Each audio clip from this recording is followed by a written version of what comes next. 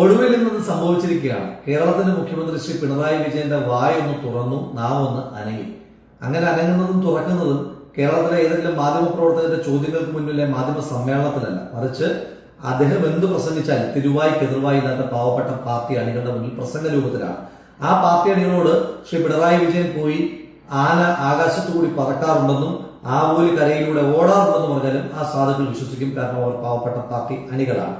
എന്നാൽ അങ്ങനെ നടത്തിയ പ്രസംഗം, ആ പ്രസംഗത്തിനകത്ത് പണ്ട് പറഞ്ഞതും പാളയിൽ കിടന്നതുമായ ഒരുപിടി കാര്യങ്ങളുണ്ട്. 1970-ലെ കാര്യം, 80-ലെ കാര്യം, അങ്ങനെ ഒരുപാട് കാര്യങ്ങൾ. ആ കാര്യങ്ങൾക്കൊക്കെ മറുപടിയുണ്ട്. കൂത്തുപറമ്പിൽ RSSന്റെ പ്രവർത്തകർ അങ്ങ് മത്സരിച്ചപ്പോൾ തെരഞ്ഞെടുപ്പിൽ അങ്ങേക്ക് വേണ്ടി വോട്ട് ചോദിച്ചത്, LK അദ്വാനി അങ്ങയുടെ സ്ഥാനാർത്ഥിക്ക് വേണ്ടി വോട്ട് ചോദിച്ച് പാലക്കാട് നടത്തിയ പ്രസംഗം അടക്കമുള്ള ഒരുപാട് വിഷയങ്ങളുണ്ട്. അതിലേക്ക് കടക്കുന്നില്ല. പക്ഷെ അങ്ങനെയുള്ള ചോദ്യം, ഈ കേരളത്തിൽ ഒരാഴ്ചക്കിടയിൽ ചർച്ച ചെയ്ത ഏതെങ്കിലും ഒരു വിഷയത്തെ പറ്റി താങ്കൾക്ക് ഇന്ന് മറുപടി ഉണ്ടായിരുന്നു? അങ്ങയുടെ തന്നെ ഭരണപക്ഷ MLA ആയ ശ്രീ PV അൻവർ അങ്ങയുടെ ആഭ്യന്തര വകുപ്പിലെ പോലീസുകാർ സ്വർണം കടത്താറുണ്ടെന്നും മരം മുറിച്ച് വിൽക്കാറുണ്ടെന്നും ബലാത്സംഗം നടത്താറുണ്ടെന്നും ഒക്കെ ഗുരുതരമായ ആക്ഷേപം ഉന്നയിച്ചതിനെ പറ്റി അങ്ങേക്ക് എന്തെങ്കിലും പറയാനുണ്ടോ? ഇല്ല. പ്രതിപക്ഷ നേതാവിന് അങ്ങ് നാവടപ്പിക്കുന്ന മറുപടി പറഞ്ഞെന്നാണ് പറഞ്ഞത്. എന്താ മറുപടി? പ്രതിപക്ഷ നേതാവിന് മറുപടി ഇല്ലത്രേ. ഗംഭീരമായ മറുപടി.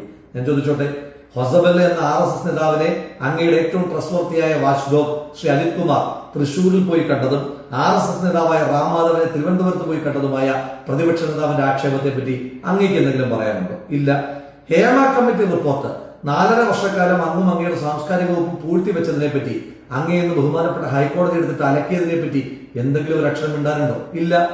അങ്ങയുടെ തന്നെ MLA ആയ ശ്രീ മുകേഷ്, ആ മുകേഷിനെതിരായിട്ട് ലൈംഗികാധിക്ഷേപം വന്നിട്ട് അങ്ങ് സംരക്ഷിക്കുന്നതിനെ പറ്റി അങ്ങേക്ക് എന്തെങ്കിലും പറയാനുണ്ടോ? ഇല്ല.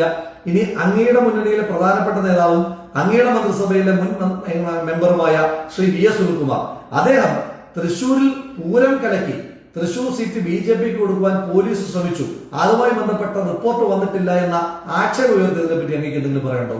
എല്ലാം പോട്ടെ സാർ, തിരുവനന്തപുരത്ത് നഗരസഭാ പരിധിയിൽ 5 ദിവസക്കാലം സാധു മനുഷ്യന്മാർക്ക് ഒന്ന് കക്കൂസിൽ പോകാൻ പോലും വെള്ളമില്ലാതിരുന്നതിനെ പറ്റിയെങ്കിലും എന്തെങ്കിലും പറയാനുണ്ടോ? ഒന്നും പറഞ്ഞിട്ടില്ല. ഒന്നും പറയാനില്ലാതെ പതിവ് പോലെ മൈക്കിനോട് തട്ടിക്കേറി നടത്തിയ അങ്ങയുടെ പ്രസംഗം, ആ പ്രസംഗം കഴിഞ്ഞിട്ട് തിരിച്ചിറങ്ങി വരുമ്പോൾ ഏതെങ്കിലും അങ്ങയുടെ പാർട്ടിയുടെ നേതാവ് CM ഗംഭീര പ്രസംഗമായിരുന്നു എന്ന് പറഞ്ഞാൽ വേറെ ഒന്നും ചെയ്യേണ്ട, അവനെ ഇഷ്ടത്തൊട്ട് മാറ്റി നിർത്തിയിട്ട് ചെവിക്കെങ്കിലും ഒന്ന് പിടിച്ചേക്കണം. ഇന്നോവയൊന്നും ധരിപ്പിച്ചേക്കരുത്. കാരണം അവനാണ് അങ്ങയുടെ ഏറ്റവും വലിയ ശത്രു എന്ന് മാത്രം സൂചിപ്പിക്കുന്നു. ഇനിയെങ്കിലും കേരളം ചോദിച്ച ചോദ്യങ്ങൾക്ക് മറുപടി പറയുമെന്ന് പ്രതീക്ഷിക്കുന്നു.